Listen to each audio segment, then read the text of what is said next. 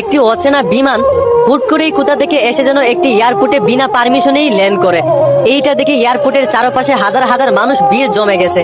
সঙ্গে সঙ্গেই আর্মিরা ওই বিমানটার চারপাশ ঘেরাও করে ফেলে। বিমানের মধ্যে কোনো যাত্রী ছিল না, শুধু পাইলট ছিল। পাইলটকে বিমান থেকে নামানো হলো। আর্মিরা পাইলটকে নিয়ে গেল থানায়।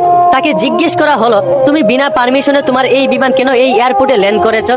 পাইলট তখন উত্তরে বলল, আমার বিমানের তেল শেষ হয়ে গেছিল আর আমার হাতে সময়ও ছিল না পারমিশন নেওয়ার মতো, তাই আমি বাধ্য হয়ে এই এয়ারপোর্টে বিনা পারমিশনেই বিমানটা ল্যান্ড করাই। কিন্তু কেন জানি আর্মিদের কাছে পাইলটের এই কথাগুলো বিশ্বাস হচ্ছিল না।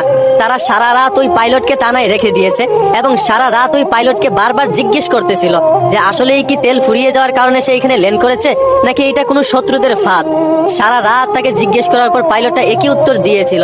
সকালবেলায় পাইলটটাকে ছেড়ে দেওয়া হয় এবং তাকে বলা হয়, এইবারের মতো তোমাকে ছেড়ে দিলাম, নেক্সট টাইম যে কোনো পরিস্থিতিতে তুমি এই বিমান বিনা পারমিশনে এয়ারপোর্টে ল্যান্ড করাবে না। এইবারের মতো ছেড়ে দিলাম, দ্বিতীয়বার এরকম ভুল হলে তোমার সারা জীবনের জন্য জেল হবে। পাইলট চলে গেল বিমান নিয়ে।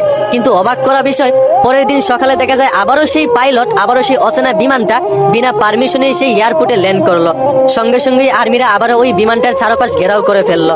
পাইলটকে বিমান থেকে নামানো হলো, কিন্তু আজকে ওই বিমানে একজন যাত্রী ছিল আর সেটা হচ্ছে মহিলা।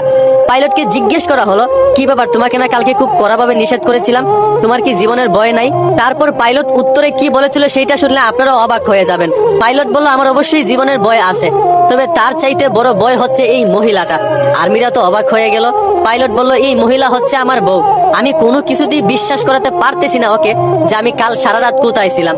তাই আমি জীবনের মায়া ছেড়ে প্রমাণ দেওয়ার জন্য আজকে আবারও এই এয়ারপোর্টে বিনা পারমিশনে ল্যান্ড করলাম। আপনারা একটু আমার বউকে বলে দেন যে কাল সারা রাত আপনারা আমাকে আটকায় রাখছিলেন। আমি কোনো বেডির কাছে ছিলাম না। মানে ভাবা যায় বউর কাছে পুরুষরা